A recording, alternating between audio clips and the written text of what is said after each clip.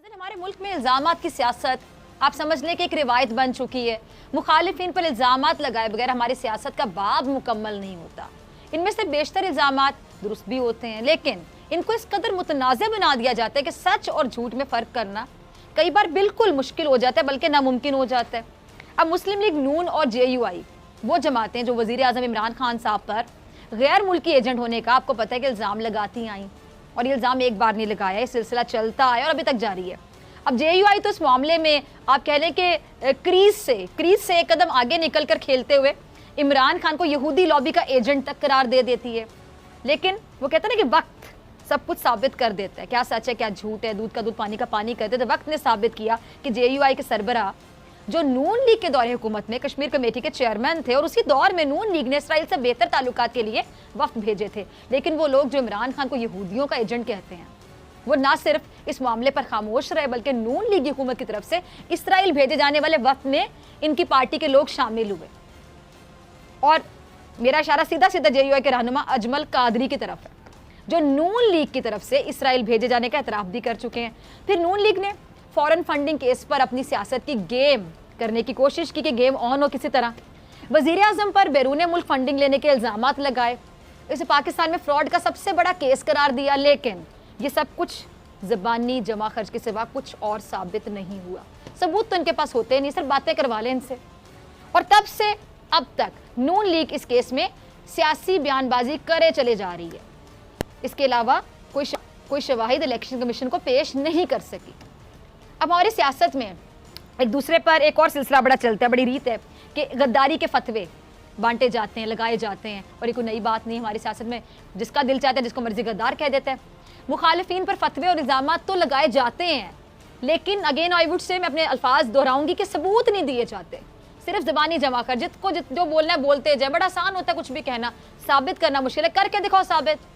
ठीक इसी तरह जब नून लीग के कायदेदारों को अपनी तनकीद का निशाना बना रहे थे, कभी इस इदारे पर बुछाड़, कभी इस पर तनकीद के नश्तर, और उन पर संगीन नौयत के छोटे मोटे इल्ज़ाम नहीं लगाते। ये बड़े लोग हैं, बड़े इल्ज़ाम लगाते हैं, बड़े बड़े इल्ज़ाम जिनके सबूत इनके पास होते नहीं है, आधे सबूत भी नहीं होते। तब बिलावल जरदारी मैदान में आए और उन्होंने अपने एक इंटरव्यू में इस बात का बाकायदा इजहार किया कि वो उम्मीद करते हैं, एक्सपेक्ट करते हैं कि नून लीग के कायद जो इल्ज़ामात लगा रहे हैं, लगाए गए इल्ज़ामात के सबूत भी फराहम करेंगे। लेकिन ना सबूत आए और साथ ही इदारों पर इल्ज़ामात का सिलसिला भी नहीं रुक सका। नून लीग अपने मुखालिफिन में गद्दारी के फतवे भी तकसीम करती रही, लेकिन अमली तौर पर प्रैक्टिकली उनको साबित ना कर सकी। उल्टा नून लीग पर भारत के एजेंट होने के इल्ज़ामात लगते रहे। और सबसे बड़ी बात, इसके खिलाफ हवा में तीर नहीं चलाए गए, बल्कि नून लीग की बैरूनी ताकतों के हाथ में खेलने के सबूत भी मौजूद हैं, गवाहान भी मौजूद। और नून लीग का रियासत मुखालिफ बयानिया क्या सबसे बड़ा सबूत नहीं है? नाजरीन, दिल पे हाथ रखिए और बताइए कि जो नून लीग के कायद के रियासत मुखालिफ बयानिया है, क्या ये मुंह बोलता सबूत नहीं है कि किसका एजेंट है ये बंदा? नवाज शरीफ। और इनके इस बयानिया से शक और शुबात पैदा होते हैं कि क्या नून लीग वाकई मुल्क दुश्मनों के हाथों में खेल रही है।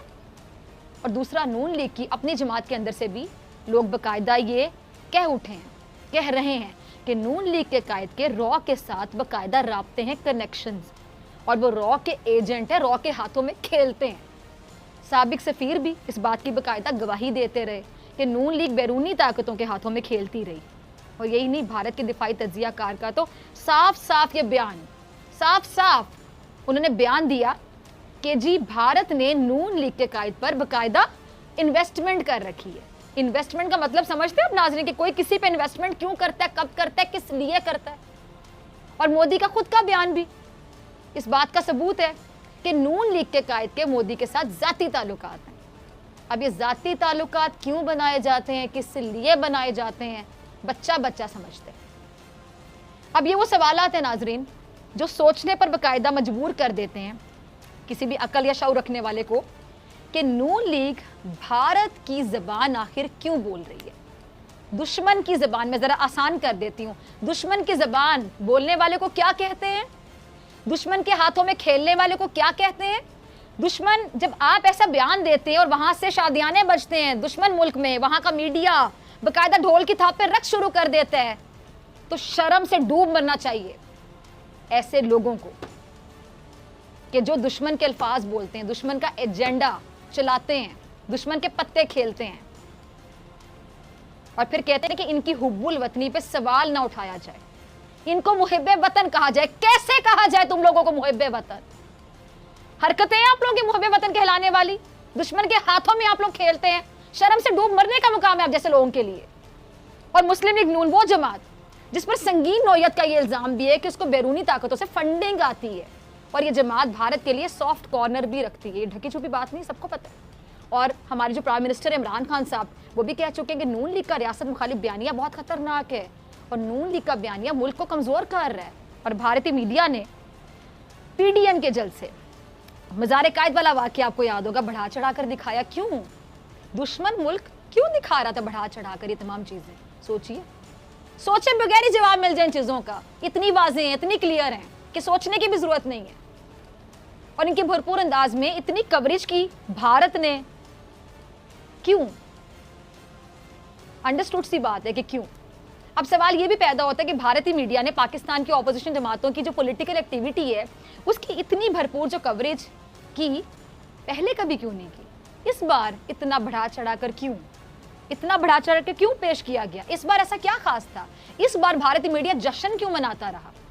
तो ये भी कोई ढकी छुपी बात नहीं है। जहां अपनी फौज के खिलाफ बातें होंगी, इससे किसी और के नहीं बल्कि दुश्मन के कलेजे में ठंड पड़ेगी। और इसीलिए नाजरीन, इसीलिए भारतीय मीडिया ने उन बातों को मजीद बढ़ा चढ़ा कर, कहते हैं पिंक को रेड करना और रेड को मैरून कर देना। पिंक को रेड किया, रेड को मैरून किया, जो दिल चाहा बकता चला गया। भारतीय मीडिया बकता चला गया और पीडीएम की आदत के बयानात को उछाला गया। लेकिन मुझे भारतीय मीडिया से ज्यादा अफसोस इन लोगों पर है। ये जो चेहरे आप देख रहे हैं स्क्रीन पर, इन लोगों पर अफसोस है कि ये तो अपने थे, इन्होंने भारतीय मीडिया का एजेंडा बेचा है, बल्कि उनके मुंह में अल्फाज डाले। इनके इकदामात की वजह से भारतीय मीडिया वहां पे एंजॉय करता रहा, या पता नहीं उनकी डिक्टेशन की वजह से ये लोग बोलते रहे।